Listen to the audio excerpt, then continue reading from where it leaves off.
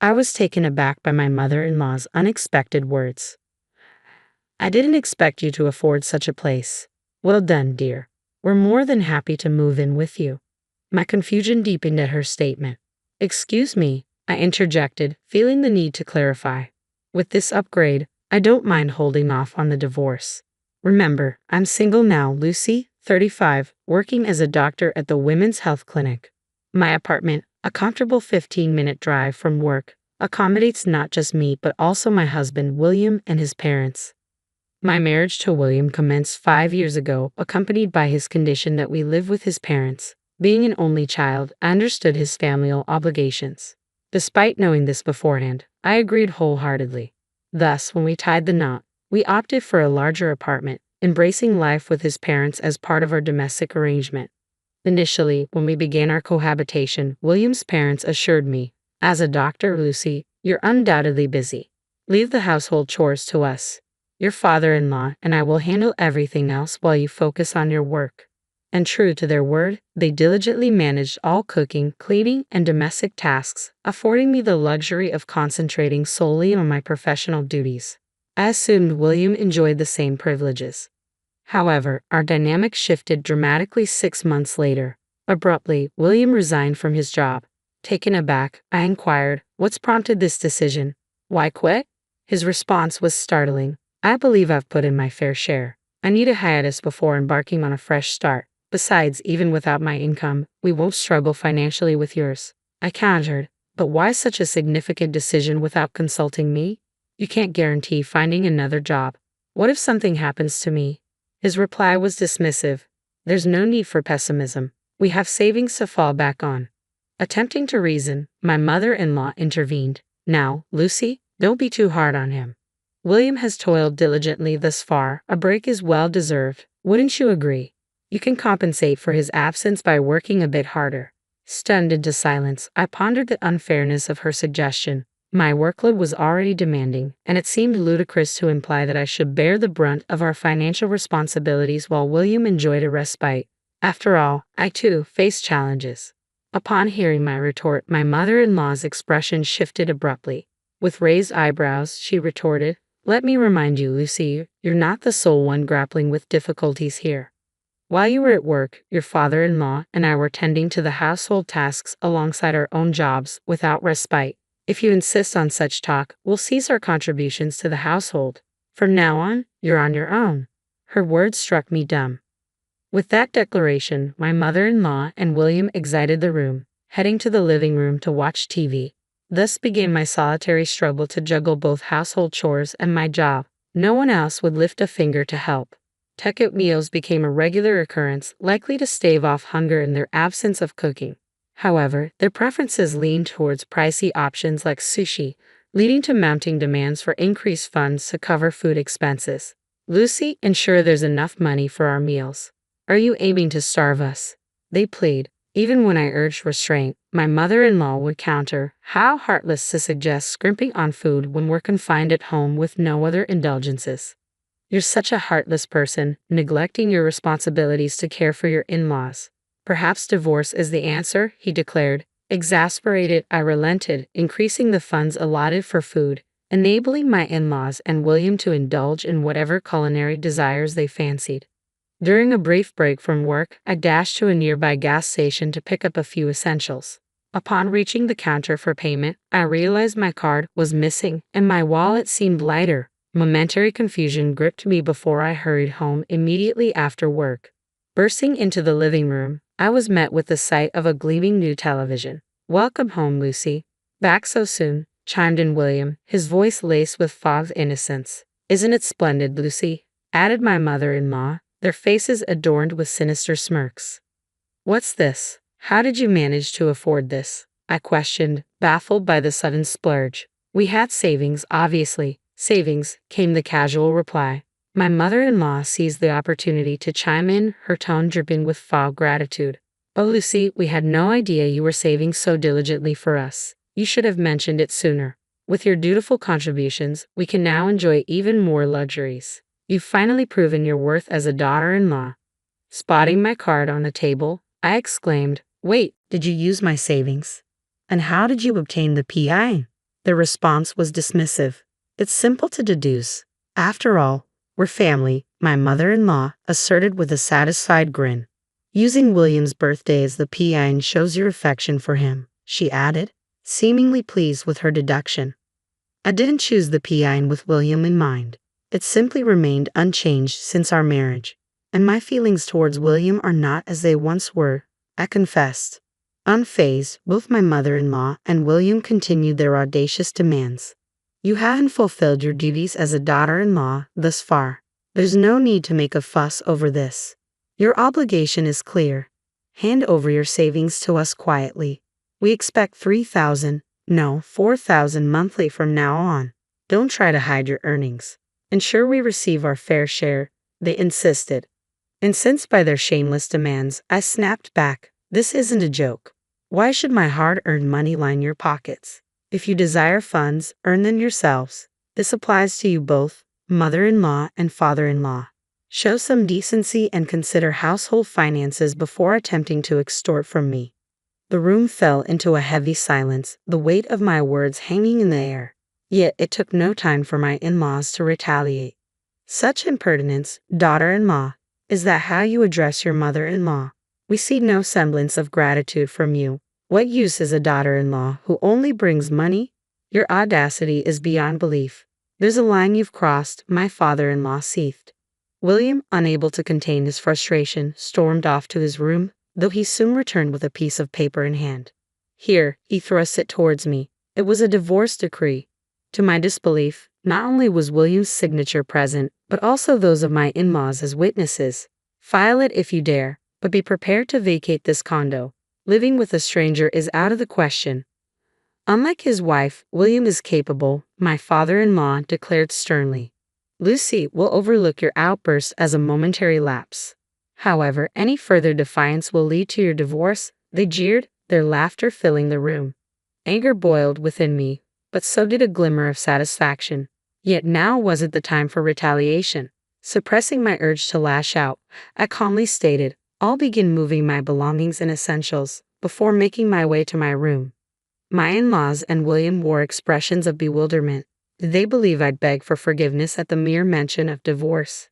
How naive. The divorce papers, complete with signatures, served as a stark reminder of their intentions. Swiftly, I gathered my belongings and declared, I'm leaving. Don't expect me to come to your aid, even in times of trouble. With that, I departed our condo, the divorce papers securely in my possession, seeking refuge in a nearby business hotel for the night. Taking swift action, I canceled the card William had utilized online. Upon checking my balance, I discovered that the once plentiful account, boasting over $10,000, now contained a mere $3,000. Curiosity piqued, I pondered over their extravagant expenditures. However, my savings weren't limited to that account alone. As a precaution, I had sizable reserves in 2 other accounts linked to them. Though stunned to see $7,000 vanish, I deemed it a necessary sacrifice to sever ties with that family. The following day, I wasted no time and headed straight to the city office to submit the divorce papers. With a sense of relief, I watched as they were duly accepted. To assure the finality of the matter, I double-checked my family register certificate, confirming my newfound status as a divorced individual. At last, I had severed ties with that troublesome mother-son duo. While the urge to rejoice surged within me, I remained composed, knowing there were still tasks at hand. My next stop was a real estate agency, where I attended to 2 crucial matters. Firstly, I invested in a home of my own, utilizing the savings I had diligently accrued over the years. Through this process, I came to grasp the true significance of living life on my own terms. The realization dawned upon me that freedom was a precious commodity, one that could easily be compromised. I understood the importance of seizing opportunities promptly and asserting my autonomy without hesitation. I settled into my new single-story house, reveling in its spacious living room, practical kitchen, and a coveted walk-in closet, all mine. Determined to make it truly mine, I spent the day furnishing every nook and cranny, moving in whatever I could manage. The following 3 days were a whirlwind of shopping, acquiring essentials, and indulging in the thrill of creating my sanctuary. While the expense of replacing everything was significant, I deemed it a worthy investment for a fresh start. A few days later, as I sat down to dinner around 8 p.m., the doorbell interrupted my solitude. Curious as to who could be calling at such an hour, I glanced at the intercom screen to find a familiar sight. William, my former mother-in-law, and my former father-in-law. Almost a nostalgic scene. Anticipating their arrival, I approached the door and swung it open. Before I could utter a word, William launched into a tirade. What's the idea? Disappearing without a word? It's madness. His outburst prompted his parents to intervene, urging him to calm down. William, take a breath. We agreed to discuss this calmly later, remember? His mother interjected soothingly. Exactly. Look at this place, isn't it fantastic? It's far more spacious and inviting than our cramped condo, his father added, attempting to diffuse the tension. Despite my protests, they barged into my home without hesitation. Hold on, you can't just waltz in here uninvited, I objected, but my pleas fell on deaf ears. Enough. This is as much our place as yours. What's the harm in us visiting? William retorted, brushing aside my objections. With that, they proceeded to explore my home. The furniture isn't to my taste, but I must admit, the layout is quite decent. It might even be more comfortable than our current condo, his father remarked, surveying the space. I never imagined you could afford such a place. Well done, dear. We don't mind moving in with you, my mother-in-law remarked. Excuse me, we're informing you that we've approved this condo. We'll be residing here with you. Perhaps we can overlook your past transgressions. Though your conduct as a daughter-in-law has been superb, we acknowledge your gesture in securing this residence for us. Perhaps William will find it satisfactory. I suppose I can overlook this. If we can reside here, I don't mind remaining married to you, she continued. Excuse me, who's the wife and who's not getting divorced? I interjected, confused by their assertions. The room fell silent as the three exchanged puzzled glances. I'm not married, you know. I'm single, I clarified. Rather than showing astonishment, they seemed unable to comprehend my words.